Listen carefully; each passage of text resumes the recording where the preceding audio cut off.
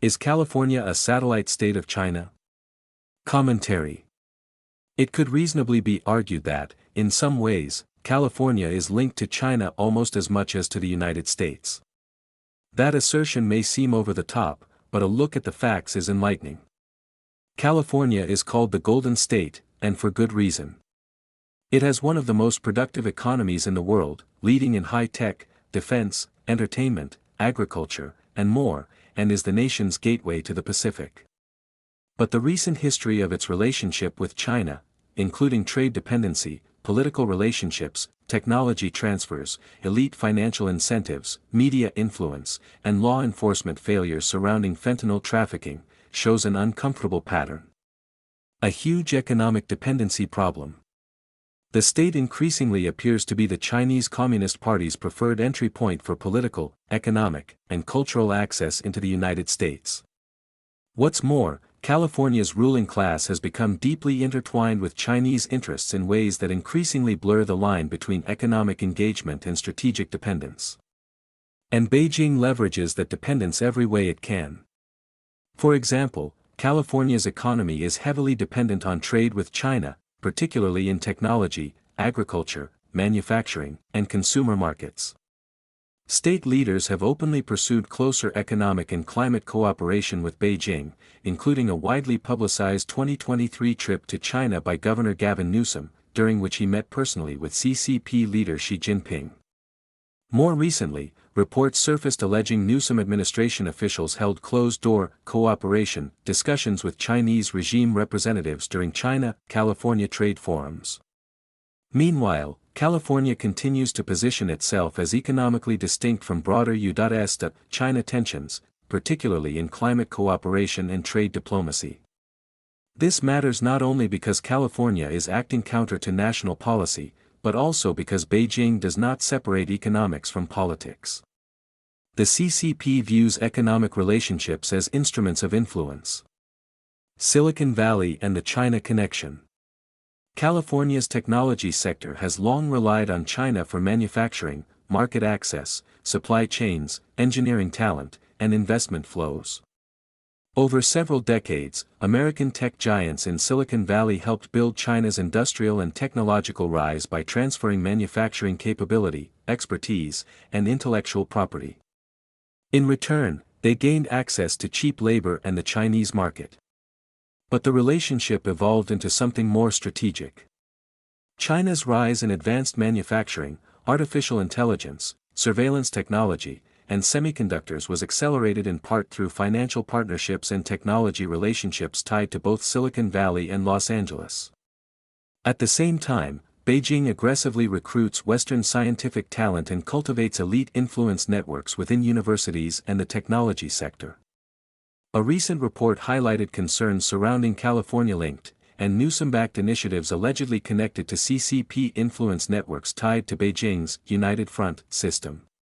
Similarly, the Hoover Institution warned that California-China cooperation initiatives risk functioning as channels for CCP political influence disguised as commercial or climate partnerships. Political elites and Chinese connections. The deeper issue is not trade alone. It is the alignment between California's elites and the Chinese regime.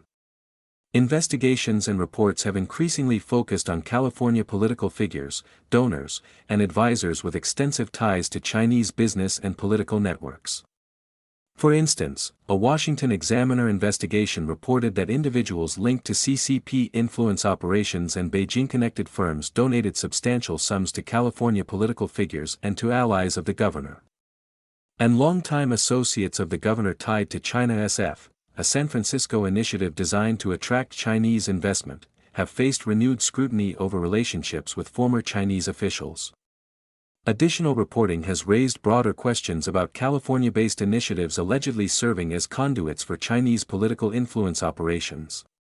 What's more, the CCP increasingly operates at the local level in California. That may be because local governments are often less scrutinized than state and national offices. That is certainly the case in California. In May 2026, former Arcadia Mayor Eileen Wong pleaded guilty to acting as an unregistered agent for China. Prosecutors alleged she worked with Chinese government-linked entities to promote pro-Beijing propaganda efforts. A California billionaire with ties to the CCP has even been linked to funding riots in Los Angeles. Again, none of this absolutely proves direct disloyalty. But it does reveal an increasingly dense web of political, economic, and institutional interdependence. But it is clear that Beijing views California's local political infrastructure as fertile ground for influence building. Media narratives and self-censorship. California's economic dependence on China also shapes information environments across a wide spectrum of activities. Hollywood, technology firms, universities, and media companies all possess major financial exposure to Chinese markets or manufacturing relationships. That creates powerful incentives for self-censorship and narrative management. As a result, criticism of the Chinese regime's human rights abuses, intellectual property theft, political repression, or fentanyl role in California is often muted relative to the scale of the threat.